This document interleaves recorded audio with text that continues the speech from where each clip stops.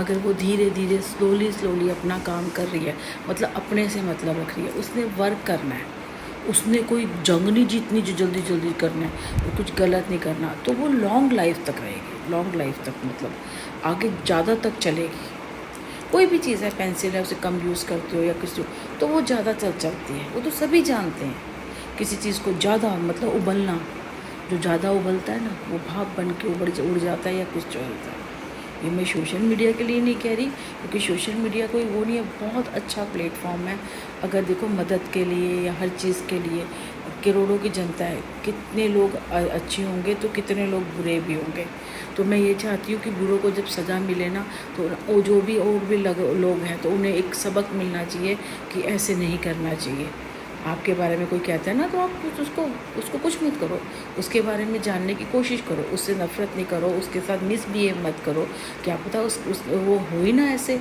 अगर आप मिसबिहेव कर दोगे तो बाद में संभालना मुश्किल हो जाएगा, है ना। फिर क्योंकि उसका आपने सामना करना है, फिर आप कैसे संभालोगे। और सबसे बड़ी बात, आप उसके साथ संभालोगे, आप ईश्वर के साथ कैसे संभालोगे, आप ईश्वर को कैसे जवाब दोगे कि मैंने ये गलती कर दी, मुझे माफ़ कर दो, मुझे ये नहीं करना चाहिए। क्योंकि वो तो सब देखता है, वो तो सब देखता है।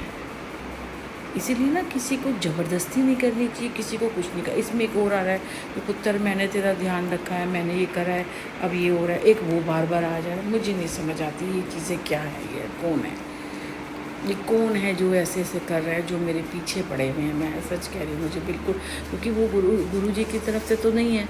एक बार याद है मैं वहाँ जाती थी, शायद मैंने बताया भी था, वहाँ जब मैं व्रत रखती थी शुक्रवार के, संतोषी माता के मंदिर, जब एक लेडी मिली थी मुझे कि मेरा बेटा है, उसका हाथ ख़राब है, उसकी सरकारी नौकरी लगी है पता नहीं किस जगह पे, मेरा दूसरा बेटा भी है, मैं नाम लिखवाने जा रही हूँ।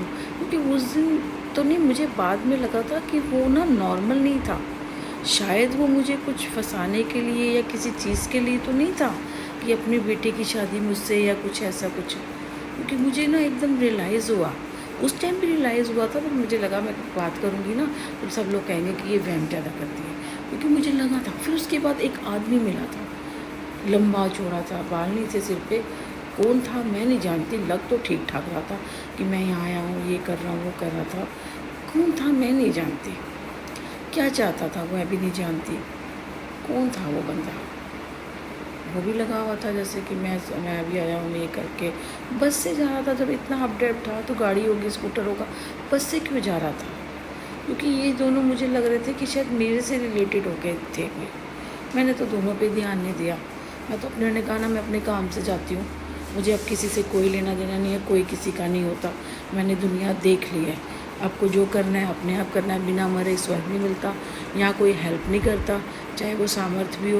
और हेल्प की ज़रूरी थोड़ी है कि आपको मैं कह रही हूँ कि मैं परोस के दे दो, मैं और मेरा बेटा बैठ जाएंगे घर में और हम बैठ के खाएंगे, ऐसे बोला। हम तो अभी भी कितना कुछ कर रहे हैं, हम कर ही रहे हैं ना, चल ही रहे हैं ना हमारा। मेरे बेटे ने मुश्किल से, जब शिफ्टिंग की 2 दिन हफ्ते की छुट्टी थी, फिर उसको बीमार कर दिया। मैंने उसे कहा, मैंने कहा बेटा दवाई खा, कुछ भी खा। हम भी सब कहने लगे, मैं कहा नहीं कोई बात नहीं, जाओ, मैं भी कुछ ना कुछ, अभी यहाँ मेरे बैठने को मिल जाए ना, अब जैसे यहाँ बैठने को मिल गया, कुछ ना कुछ कर लेंगे, बस घर से कर लूँगी, कैसे भी कर लूँगी, उसको कर लूँगी, बस हो जाएगा मेरे को। कोई बात नहीं, किराए पे रहना ना, किराए पे रह लेंगे सारा, वरना कौन बताता है। मैंने इसको आज कल रात को ही बता दिया था। मैं कहा बेटा मेरा काम करता है और डिलीवरी करता है, मैंने कहा फूड की, और जैसे भी है सारे काम कर लेता है, कोई भी दूसरे माँ मिले। कहता है, मैं कहा मैं सोती इसलिए नहीं हूँ, इसलिए मैं दिन में आपको मेरी आवाज़ नहीं आती है, क्योंकि जब मेरा बेटा आता नहीं है ना तो मैं जागती रहती हूँ, मैं उसे कॉल करती हूँ। कह रहा हाँ ये तो बड़ी मुश्किल है।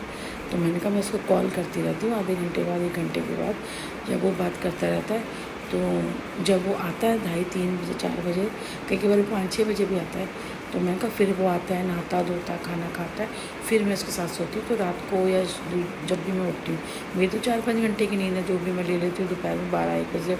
मैं कहा पूजा वूजा करके फिर हम लोग सो जाते हैं। उसके बाद जब मैं उठती हूँ, उसके बाद मैं अपने काम कर लेती हूँ। कहना हाँ चलो ठीक है, तो पता होना चाहिए ना, बता दिया मैंने, पहली बार ही मैं सच बता दिया। ऐसे लोग रोज़ पूछेंगे, मैं रोज़ झूठ बोलूँगी, क्योंकि झूठ तो मेरे से बोला नहीं जाता, मेरे से बनाया नहीं जाता। ठीक है, फिर एक झूठ बोलूँगी, फिर उसके अगर वो पकड़ा जाएगा, उसके वो छुपाने